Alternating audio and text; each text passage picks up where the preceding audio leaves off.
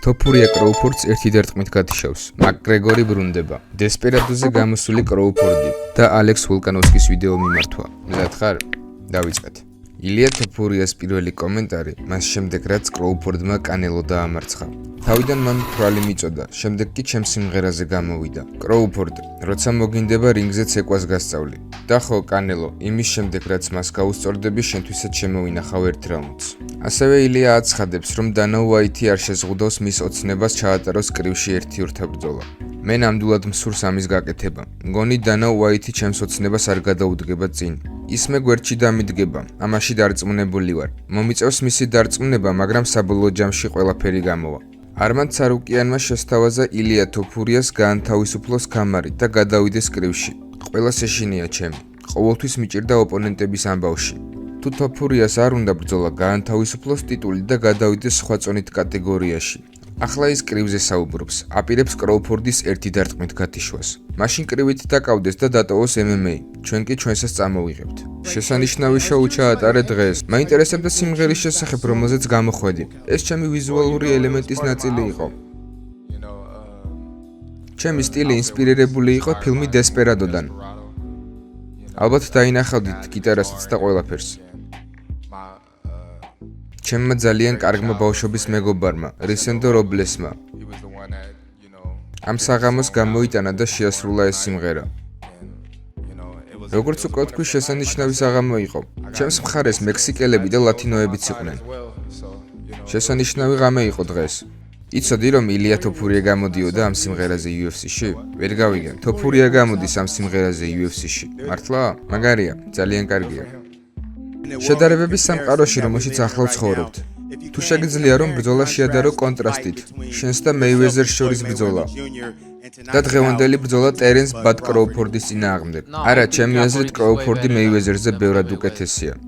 უნდა იბრძოლონ, ხალხს შეუძლია ისაუბროს, რაც უნდათ ის თქვან. ილია, უსმანი. ეს ჩემი აზრია. როგორც უფრო სრულყოფილი მებრძოლი, ჩემი აზრით უსმანი უკეთესია. UFC თეთრ სახლში მიდის. აღელვებული ხარ ამის შესახებ? იფიქრია ამაზე? აღელვებული ვარ, რომ მაკი დაბრუნდა. და რა არის უკეთესი ღონისძიება? თეთრი სახლის ეზო. და რისი კეთებაც ყველაზე კარგად შემიძლია. ძალიან აღელვებული და მოტივირებული ვარ. მზად ვარ. შენი აზრით ეს იქნება დღე როცა დაბრუნდები? მიხარია რომ ივნისშია. ივლისში უნდა გამართულიყო, ახლა კი ივნისში გაიმართება. უკეთესია. გადმოიტანეთ აპრილში, დაბადების დღეს უფრო ადრე აღნიშნავთ. თვეებით ადრე. ანუ პოტენციურად შეიძლება დავინახოთ თეთრი სახლის კონორ მაკგრეგორი? რა თქმა უნდა. დარწმუნებით ვიტყვი, რომ ეს ჩემი ღონისძიებაა. ამ ვიდეოში ხამზად ჩიმაევი აჯავრებს სუსურკაევს. თუ ეს ვიდეო მოგწონს, მაშინ არ დაგავიწყდეს, რომ დაალაიქო. დიეგო ლოპესმა ჯინ სილვა მეორე რაუნდის ბოლოს იდაყვით დააფინიშა. შენი აზრით იმსახურებს თუ არა დიეგო ლოპესი ამ გამარჯვების შემდეგ რემაჩს ვოლკანოვსკისთან? ტერენს კროუფორდი პრესკონფერენციაზე დაბრუნდა, რათა კანელოსთვის მისი კუთვნილი ქამრები დაებრუნებინა.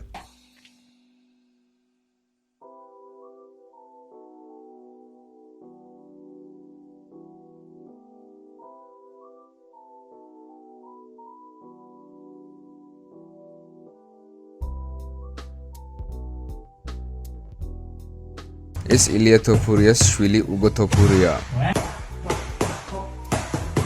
Buena.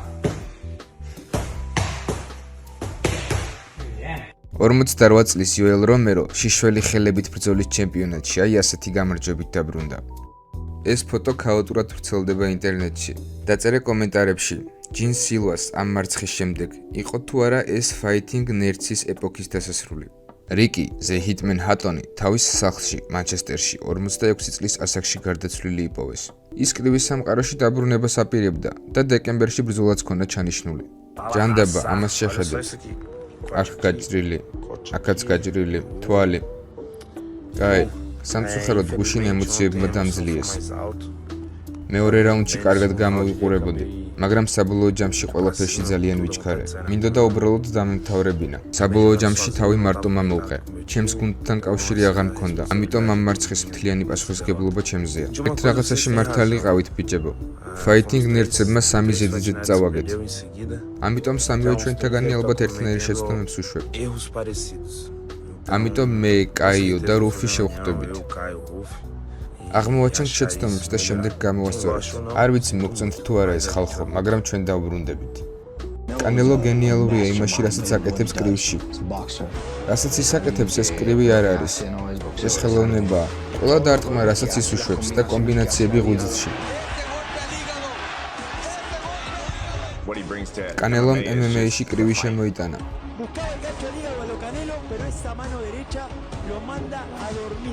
MMA-ში თავს მჭიდროდ და კარგად არავინ იცავდა. ჩემი აზრით ეს კანელოს ზემოქმედებაა.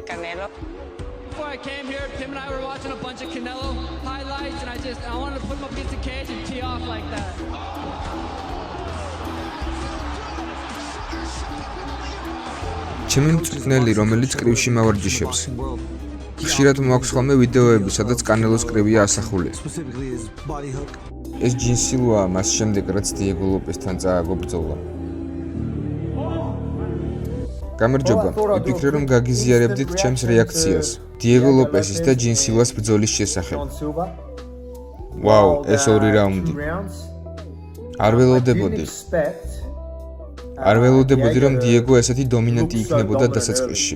ვიცოდი, რომ დიეგოს ნიკაპი ძალიან ბევრს გაუძლებდა. მაგრამ მეგონა რომ ჯინ სილვა უფრო მაგრად მოარტყავდა დასაწყისში.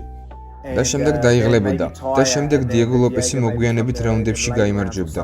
რაღაც ასეთი. არ ველოდებოდი, რომ დაითრევდა და თითქმის ათრია რინგზე. არ მინდა ამით უპატივცემლობა გამოხატო სილვას მიმართ, მაგრამ გამიკვირდა თუ რამდენად მარტივი იყო დიეგოსთვის მისი გაკონტროლება. და რაც მოხდა მეორე რაუნდში, როცა რამდენჯერმე შეაბარბაცეს კიდეც, რაც მეგონა რომ უფრო პირველ რაუნდში მოხდებოდა. ვიფიქრე რომ როცა სილვა უკვე მაგრებს არ ტყავდა, ვიფიქრე რომ დიეგოს უკეთესად შეეძლო. უფრო მეტის გაკეთება შეეძლო. გაცვლის დისტანციაზე იყო, მაგრამ არაფერს ესროდა. რაც ძალიან გამიკვირდა. ალბათ უნდოდა რომ უფრო მოთმინება გამოეჩინა, მაგრამ უფრო დიდ დისტანციაზე უნდა იყო მოთმინებით. ჯებს და რაღაცებს ურტყავდა. ალბათ შეუძლია იყოს ყოველთვის დამოკიდებული მის ყბაზე. რა თქმა უნდა ურტყავდა ჯებსაც, რამდენიმე კიკიც მოარტყა. ჩემი აზრით დიეგოს შეეძლო რომ უფრო მეტად უსაფრთხოდ ებრძოლა. მაგრამ ამას მნიშვნელობა არ აქვს. მან საქმე შეასრულა. შეიძლება ეს მისი სტრატეგია იყო, რომ სილვას წინდგარიყო და აიძულებინა სილვა ეჭხუბა. დაეხარჯა ენერგია და უკვე როცა სულ ერთი იქნებოდა დაეჭირა დარტყმაზე და იმ იდაყვით დაიჭირა. ულამაზესი იდაყვით, როცა სილვა მოსდევდა. თუ ეს გეგმა იყო, შეიძლება იფიქრა, რომ უფრო დაცვით ბრძოლას წაიყვანდა. დაებლოკა ძალიან ბევრი დარტყმა. და როცა ძალიან გულუბრყვილოდ წამოვიდოდა, ამის საფასური გადაეხტევინებინა. თუ ასე იყო ყოჩახ, მაგრამ ბევრი ზიანი მიიღო იქამდე სანამ დააფინიშებდა. მაგრამ კი შესანიშნავი პერფორმანსი იყო დიეგო ლოპესისგან. რა არის შემდეგი? ძალიან ბევრი მკითხავს. ვინ არის შემდეგი? ჩემი აზრით UFC ელოდებოდა თუ რა მოხდებოდა ჯინ სილვას და დიეგოს შორის. ასევე ლერონ მერფი, რომელიც დიდი ნოკაუტის შემდეგ მოდის, რომელიც პიკოს წინააღმდეგ ჰქონდა. რა თქმა უნდა ამისთვისაც მზად ვიყავი, რათა შევხვედროდი. მაგრამ დენა ვაითი რაღაცას ელოდება, ასე რომ ველოდებით. თუ რა მოხდებოდა ამ ბრძოლაში, ასე რომ არ ვიცი. დიეგოს რემატჩი? ასეთი გიჟური გამარჯვება, ისევ მხეცური სტილით. ის გააკეთა, რასაც ყოველთვის აკეთებს. და UFC-ს ის უყვარს. ნახოთ თუ მას მისცემენ შანსს. ნახოთ რა მოხდება. რაც არ უნდა იყოს თქვენ მიცნობთ, ბიჭებო. ვინც არ უნდა იყოს გამოუშვით. უბრალოდ დავჯდები და დაველოდები UFC რა სიტყვის. ახლა ხან ხო ვეჭხუბე დიეგოს. აქვს რამე აზრი, რომ ისევ ვეჭხუბო დიეგოს ეგრევე? მაგრამ ვერასდროს გაიგებ. UFC-ს თავისი გეგმები აქვს, ვიცი რომ ლერონ მერფიც იქვეა. ნახოთ რა მოხდება. აუცილებლად მივიღებ ამაზე ინფორმაციას ძალიან მალე. სიმართლე რომ გითხრათ, ეგრევე ვერ გეტყვით. UFC გვაცნობებს რა და როგორ იქნება. ვიცი დაახლოებით რაც მოხდება, მაგრამ დაველოდოთ, მაგრამ შესანიშნავი ბრძოლა, შთამბეჭდავი, ყოჩახ დიეგო. ჯან სილვა რა თქმა უნდა კარგად გამოიყურებოდა. შედეგის მიუხედავად მას ძალიან კარგი მომენტები ჰქონდა, კარგად გამოიყურებოდა. კიდევ გაკვირვებული ვარ თუ როგორი დომინანტური იყო დიეგო გრეპლინგში და ჭიდაობაში. მხოლოდ პატივისცემა მათ მიმართ. რა თქმა უნდა ხალხი ამბობდა რომ ჯინ სილვა დიდ საფრთხეს წარმოადგენდა, რომ გათიშავდა დიეგოს. მაგრამ ნახეთ. აქ დავტოვებ ამ თემას. ხო ხვდებით, რასაც გულისხმობ. სულ ამბობდნენ, რომ თითქოს გაურბოდი. ყველა მიცის, რომ არავის გაურბი ვარ. ყველას ეჩვეპარებოდა ამ ბრძოლის შედეგში, რომ თითქოს კითხვის ნიშანი იყო. თითქოს პიკო და ჯინ სილვა და მსგავსი ბიჭები ახალ ევოლუციას წარმოადგენენ. თითქოს მომავალი მათ ხელშია. და განახეთ კიდეც ამ ევოლუციური მებრძოლების წინააღმდეგ რა შემიძლია. დიეგოც რა თქმა უნდა ერთ-ერთი მათგანია. ასე რომ ამ თემას აქ დავტოვებ. ნებისმიერთან შემიძლია ბრძოლა, არავის იმეშინია. ყველა მიცის ეს, ნახოთ UFC რა სიტყვის. გილოცავ დიეგო ლოპეს. ვინ იქნება? ჩვენ ყავს ბიჭები, როგორიც არის ლეორან მერფი, ალჯამეინ სტერლინგი, დიეგო ლოპესი. მე მგონი ეს სამი მათგანი. რა თქმა უნდა მოვსარი, მაგრამ კაი, ნახოთ რა მოხდება. თქვენ კარგად მიცნობთ, რაც არ უნდა იყოს. კარგად. ეს ფოტო ვირუსულად გავრცელდა, სადაც დიეგო ლოპესი შუათითებს აჩვენებს ჯინ სილვას ფანებს. კონორ მაკგრეგორი რუსული პრომოუშენის ერთ-ერთი მწვრთნელი იქნება. მოწინააღმდეგე მწვრთნელად კი სამი ვარიანტი გვევლინება: ილია თოფურია, ჯონ ჯონსი ან დასტინ პორიე. დღეისათვის სულ ეს იყო.